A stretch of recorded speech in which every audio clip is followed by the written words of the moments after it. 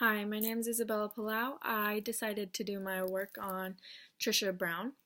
So, a little insight on her is that she was born November 25th, 1936, in Aberdeen, Washington, and she passed away recently just in March. She passed away March 18th, 2017.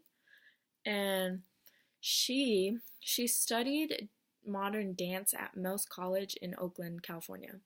So, she studied modern dance. So her genre was modern dance, like postmodern dance and avant-garde. And um, she was a choreographer whose avant-garde and postmodern work was it explored and experimented movements, pure movements, with and without the accompaniment of music, so that she worked with that, but then it began to change. It was more during the 1970s and 80s that she began to incorporate music into those pieces of work. So um, it began to classify her more as a postmodern choreographer. So after that, she also was one of the founders of the Judson Dance Theater and postmodern dance movement. Um, it's Hudson, Judson, I'm not very sure, so it's one or the other. Um, but yeah, she was one of the founders of that dance theater, and she was actually a very big part in the postmodern dance movement. So she was one of those pioneers because she had a big impact on that movement.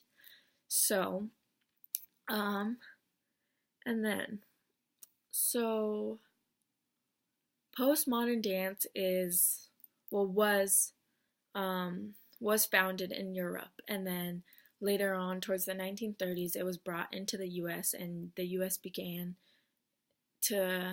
it became like a center point for the dance experimentation. So it began to become very popular in the U.S.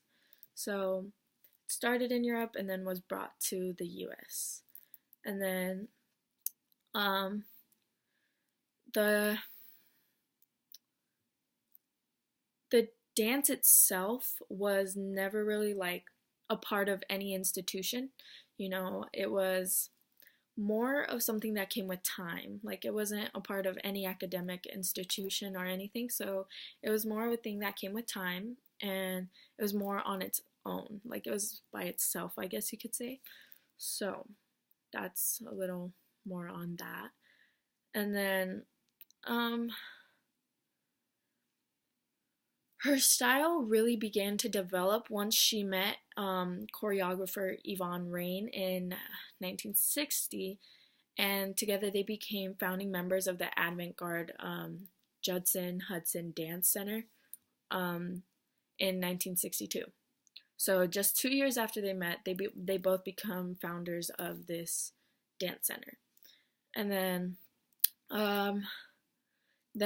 from 1970 to 76, Brown was also a founding member of the Improvisational Grand Union. And then in 1970, she found her own company, which was the Trisha Brown Dance Company, and it was an all-female dance company up until 1979, sorry. And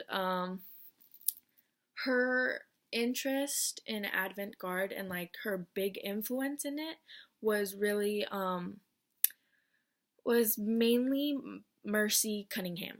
So she was really influenced in everything by the work and pieces of Mercy Cunningham. So that's when she began to you know do it on her own. I guess you could say that's what really like influenced her to start making her own pieces, or like choose what she wanted to work on. So other than that, she was really well known for her collaborations with other artists, because at this point she was very well known. And one of her very popular signature works is Set and Reset. It's it's a dance work. Um, well, obviously it's sorry, choreographed by Trisha Brown, and it became one of her most popular works, and people to this day, know the piece because it's a very well known piece, and it's, I want to say, one of her most successful pieces. So what I'm gonna do is with all the links below, with like all my information, I'm gonna attach a link for that specific work, for that specific dance, for the set and reset dance.